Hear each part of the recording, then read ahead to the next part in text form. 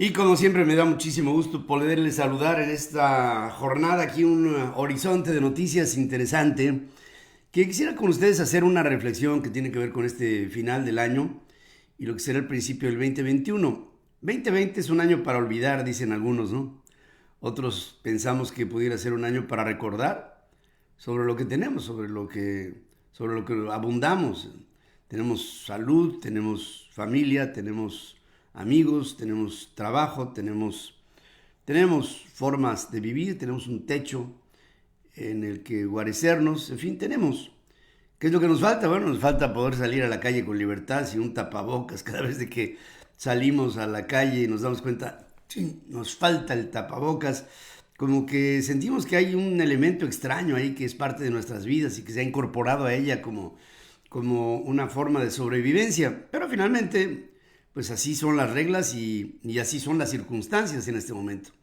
Pero lo que estoy viendo en los Estados Unidos, por ejemplo, es que está terminando este año 2020 con un COVID hasta arriba, con hospitales, con enfermedades, con contagio, con frío, con muertos, pero sin rumbo. No tiene rumbo porque ha perdido, ha extraviado la directriz el presidente de los Estados Unidos, que lejos de dedicarse estos últimos días a sus últimos días como presidente de los Estados Unidos, está dedicando sus últimos días a gruñir, a, a tratar de masticar, a bruñir la derrota, y su derrota ha traído por consecuencia un extravío. Fíjense que, por ejemplo, hasta este momento que les hablo, en Estados Unidos la aprobación de vacunas en contra del COVID, así como su distribución, son ya cuestión inminente, esperándose incluso novedades para el final de esta semana. Aunque hay recomendaciones hechas por los Centros para el Control de Enfermedades sobre quiénes deberían de recibir las primeras inoculaciones, no existe aún una orden clara a nivel federal sobre la forma en la que se va a organizar este proceso. Y por eso digo que en lugar de en este momento estar viendo el final de una administración, pareciera como si no hubiera presidente, como si no hubiera órdenes, como si se hubiera faltado a la institucionalidad que toma decisiones para bien de la sociedad, en este caso de la sociedad norteamericana. El CDC indica que será prioridad recibir vacuna para aquellos que están dedicados a los trabajos de salud y personas que vivan en hogares de ancianos por la exposición de los virus o la vulnerabilidad ante los virus y la condición propia de su edad o de su condición de una enfermedad, digamos, crónico-degenerativa, eso lo sabemos. Pero las pautas de la distribución, la coordinación entre la Casa Blanca y los gobernadores, la forma en la que esta se va a diseminar como vacuna en farmacias, clínicas, hospitales, quienes van primero es por orden alfabético, es conforme vayas llegando, habrá aglomeraciones de gente, irán los cuerpos médicos a atender a los lugares en donde los viejos no pueden salir de su condición porque están aislados en asilos o en sus propias casas. No hay una pauta, no lo hay. Y esta falta de una guía tiene mucho que ver con esta falta de liderazgo que se está viviendo en los Estados Unidos. El presidente Trump ha optado por el silencio y cada vez que sale para dar tarascazos y para hacer sentir que hubo fraude, que le robaron, que él ganó las elecciones. Y claro, esto lleva a una confrontación. Fíjense que, por ejemplo, en Jocelyn Benson, que es la secretaria de Estado del estado de Michigan, acusó que decenas de manifestantes armados se reunieron de manera amenazante frente a su casa el pasado fin de semana, coreando afirmaciones falsas sobre un presunto fraude electoral en las elecciones presidenciales en los Estados Unidos. Hacía falta que hubiera una declaración ya oficial del estado de Michigan en el que se declarara un ganador y por supuesto perdedores. Y como el ganador declarado por el estado de Michigan fue Joe Biden, luego entonces, pues estos elementos extremos que creen, pero a cabalidad y a pie juntillas, que el presidente Donald Trump ganó y que le robaron las elecciones, van y se manifiestan frente a la casa de Jocelyn Benson, la secretaria de gobierno, para amenazarla. Armas largas, presencia, gritos, claro, cercos también policíacos, pero no deja de haber esta duda que se cierne sobre el país, sobre si lo que fue luego de la elección fue una falsedad o fue una verdad. Esto le deja al presidente Biden una problemática importante, porque creo que la jerarquía en el orden de lo que es más importante o lo menos que tiene que seguir el presidente Biden a partir de que le tomen su protesta el próximo 20 de enero será el unir, el hacer olvidar que supuestamente hubo un fraude y que las instituciones de los Estados Unidos realmente son fuertes y que no se faltó a los principios democráticos. Y también, pues que lo que dijo el presidente Trump en su salida fue una falsedad para tratar de ocultar una derrota. Pero en la vida a veces se gana y a veces se pierde. Y el presidente Trump no sabe de esa lección. De hecho, nos queda hacia adelante, a decir de Anthony Fauci, que es el director del Instituto Nacional de Alergias y Enfermedades y principal asesor ahora del presidente Biden hacia lo que venga con la pandemia. Dice que si bien la situación de la pandemia en Estados Unidos ahora es mala, para mediados de enero podría ser una época oscura en la vida de los norteamericanos. La mitad de enero puede ser una época realmente oscura para nosotros. Este hombre, epidemiólogo, pidió evitar desplazamientos, de verdad evitar reuniones, de verdad andar con tapabocas cuando se salga o se tenga que salir, lavarse las manos constantemente, tener una actitud de social distancing, de una sana distancia, y dice, una ola sobre otra ola de contagios es lo que viviremos los norteamericanos en los próximos tiempos. Y esto no es exclusivo para los Estados Unidos, es también para el mundo. En lugares como Alemania, por ejemplo, hay una estrategia hacia adelante y las vacunaciones en contra del coronavirus en Deutschland, en Alemania, van a comenzar en los primeros días del 2021. Esto lo dice Helge Braun, que es jefe de personal de Angela Merkel, la canciller de Alemania. Braun dice que Merkel y él se van a vacunar cuando les toque su turno, ya que las primeras dosis se van a utilizar en residentes de geriátricos, o sea, asilos, adultos mayores que estén en sus casas y personal médico. Ese es lo primero. Pero hay pautas.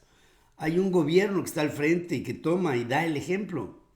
Y que dice Angela Merkel o el propio Helge Braun, me voy a vacunar, voy a dar el ejemplo.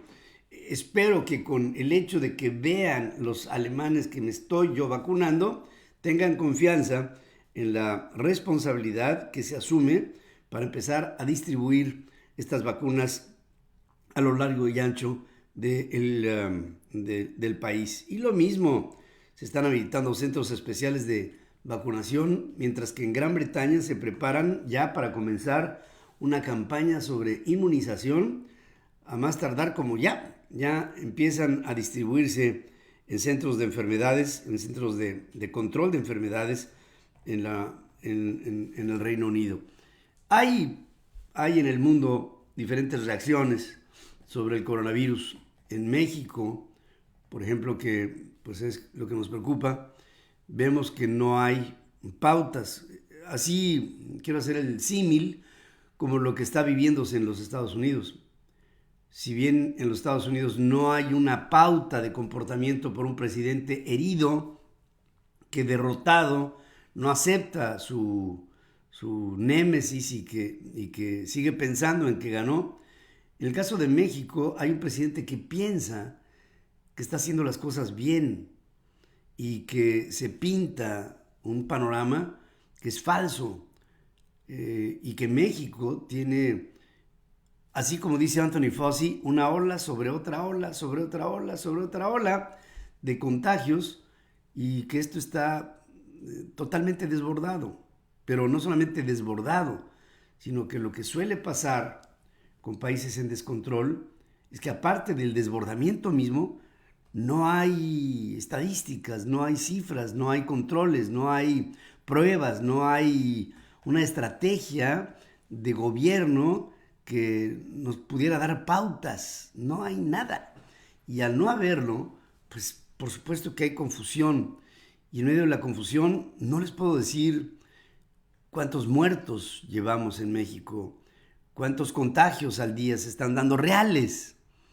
Y los gobernadores pues también están inermes ante una incapacidad en lo general por determinar a través de una autoridad de la Secretaría de Salud o en el Instituto Mexicano del Seguro Social o en el ISSSTE o en algún lado que hubiera una institución responsable de llevar un seguimiento y una pauta de lo que está pasando en nuestro país.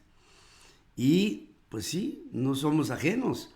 También diciembre, enero y febrero vamos a tener olas y ondas de polares que van a llegar y van a hacer mucho frío en zonas serranas. Yo me pongo a pensar en los rarámuris en Chihuahua o la gente desposeída en el Valle del Mayo o en el Valle del Yaqui o en toda esta zona nómada que se mueve de un lado a otro en el norte de la República Mexicana y que busca cobijo y que busca un sustento y que aparte del frío y el coronavirus tendrán otro tipo de acechanzas que están basadas en una absoluta descoordinación. No hay una pauta para ello y esto es algo que nos preocupa fuertemente. Miren, ciudades, digamos, no ciudades, países extremos, pues tenemos por ejemplo lo que supuestamente está sucediendo en Corea del Norte. Un informe divulgado en Corea del Sur asegura que decenas de miles de personas han muerto por COVID en Corea del Norte, confinados en campos secretos de cuarentena que son administrados por el régimen de Kim Jong-un, quien insiste en que el país no ha registrado ningún caso de la enfermedad. Es decir, un loco ahí que dice, no, aquí esta es una ínsula aislada del resto del mundo y aquí no ha pasado nada. Por estos datos que dice Corea del Sur hay en Corea del Norte, se suma el escepticismo del gobierno surcoreano, cuya ministro de Relaciones Exteriores, Kyung-hwa, dice que en una conferencia que es difícil de creer que no haya habido un solo brote en Corea del Norte. Yo no diría que es difícil, yo pienso que es imposible. Y participó en un diálogo anual del Instituto Internacional de Estudios Estratégicos en Bahrein, y la funcionaria dice que hay muchos indicios que muestran cómo Pyongyang, o sea, la capital de Corea del Norte, se ha concentrado en controlar una enfermedad que dice no tener, algo que decidió como una situación totalmente extraña. Y, por ejemplo, el Daily NK, medio especializado en Corea del Norte, pero con base en Corea del Sur, en la frontera, dice que por lo menos 50,000 personas han muerto en instalaciones de cuarentena establecidas por el régimen del dictador Kim Jong-un. Ahora, mientras que hay estos efectos que son de sociedad, que son de gobiernos, que son de actitudes, que son de recursos, que son de la sociedad misma que está esperando que haya soluciones, estamos viendo cómo, por ejemplo, fíjense, se han tomado algunas decisiones como la del Foro Económico Mundial de Davos en Suiza, que ahora resulta que Karl Schwab, el fundador de este movimiento, dice que su edición 2021 del Foro de Davos, pues físicamente no se va a celebrar en Davos, se va a celebrar en Singapur.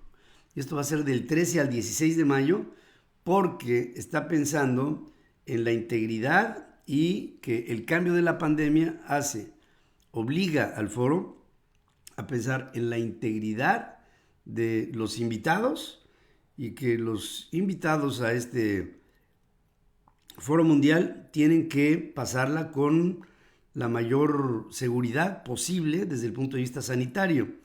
Esta es la segunda vez en la historia que este Foro Económico Mundial se celebra fuera de Suiza. En el 2002 se realizó en Nueva York con una muestra de solidaridad ante los atentados del año anterior, en el 9/11 de septiembre 11 del 2001, ustedes lo recordarán. Ese fue, digamos, el resultado de una guerra declarada, y el mover a el foro de Davos ahora para el 2021 a Singapur, pues es el resultado de otra guerra. Una fue pues de un acto terrorista y otra de esta guerra que se libra en contra del COVID, que es una guerra tremenda. Estamos viendo también en este final de año que México está proponiendo a los Estados Unidos, a través de una solicitud, la extradición de Genaro García Luna, el que fuera secretario de Seguridad acusado de presuntos delitos de narcotráfico. Esta posible extradición tendría que pasar por un tiempo determinado, ya que el juez que está llevando este caso en un circuito de Nueva York, el señor Brian Cogan, tiene que primero desahogar todos los alegatos posibles en torno a las acusaciones que pesan sobre Genaro García Luna, y una vez que concluyan las diligencias, podrían venir entonces las posibilidades de que el señor Genaro García Luna fuera entonces llevado a México y en México desahogado, lo que sería en México una lista de acusaciones sobre lo que presuntamente hiciera él al frente de la Secretaría de Seguridad Pública Federal. Genaro García Luna se ha declarado no culpable de todos los cargos que se le imputan. Lleva al menos 40 días de aislamiento debido al aumento de casos de COVID, y dice su abogado César de Castro que no ha tenido la posibilidad de hablar con él desde octubre. Y esto pues tiene sus pros y tiene sus contras. Sus pros, pues está aislado y supuestamente protegido de lo que pudiera ser una infección o de un contagio del COVID. Sus contras, pues es simplemente que no hay diálogo. Y esto resulta por demás complicado. Por último, tendría yo que decirles que van a empezar lo que se llama The Terms of Unendearment. Había una película de Jack Nicholson, ¿no?, que se llamaba La Fuerza del Cariño, se tradujo al español, The Terms of Endearment, que es los términos en los que se juraron amor dos personas. Este es unendearment porque son los términos en los que se desligan dos entidades. Y en este caso hablo del Brexit y de la salida del Reino Unido de la Comunidad Europea. Ursula von der Leyen, la presidenta de la Comisión de Europa, y Boris Johnson, el primer ministro del Reino Unido, acordaron durante una conversación telefónica reunirse de manera presencial en Bruselas en los próximos días para dialogar sobre la relación comercial entre ambas partes a través del Brexit. Yo a veces no entiendo cómo somos los seres humanos, y me incluyo, porque de suyo pienso que somos complicados. Primero, Inglaterra hace una convocatoria para separarse de Europa. Se llama Brexit. Exit es salida. Exit. Brexit es British exit. O sea, la salida de los británicos, ¿no?, de Europa. Brexit. Y después, ya que se salen, porque lo votan y lo determinan, entonces ahora se ve cómo se van a juntar. Es decir, bajo otros términos, lo puedo entender, pero ¿por qué primero te sales y después te quieres juntar? Porque hay una evidencia, hay una correlación. La vida de Europa es la vida del Reino Unido. La vida del Reino Unido es la vida de Europa. Es decir, por más que se trate de evitar la idea de que los británicos no son Europa, pues evidentemente que son Europa. Pero, bueno, finalmente hay esta obsesión autonómica en la que aparentemente los ingleses ni en moneda, ni en gobierno, ni en mancomunidad, ni en comercio, ni en sociedad, ni en nada, quieren tener una liga con el continente europeo. Pero el hecho es que mientras no se quiere, pues se querrá, porque en los próximos días Boris Johnson estará hablando con Ursula von der Leyen para ver cómo diablos le hacen para estar desunidos, pero caminar juntos. Algo que no se puede entender. Es como el maridaje de un vino con una buena comida. Bueno, es separar al vino, poner del otro lado la comida y a la hora de comer, pues comes de este lado y vas por el vino a la mesa de junto. Pero una cosa tan rara que históricamente algún día tendrá no solamente una justificación, sino tal vez una explicación, porque por lo pronto lo comunico, pero no lo entiendo. Esta es parte de lo que les quería yo comentar en este horizonte de información. Gracias como siempre por estar aquí conmigo esta madrugada y les invito para que en unos minutos más empecemos juntos esta primera emisión central FM Equilibrio a través de centralfmonline.com y nuestras queridas estaciones de radio, 36 estaciones de radio en los Estados Unidos, 104 ciudades de radio y televisión para México y transmisiones por televisión en Guatemala, El Salvador, en Honduras, en Costa Rica y en Colombia. Gracias como siempre por su presencia. Estamos muy contentos de poder tener contacto contigo.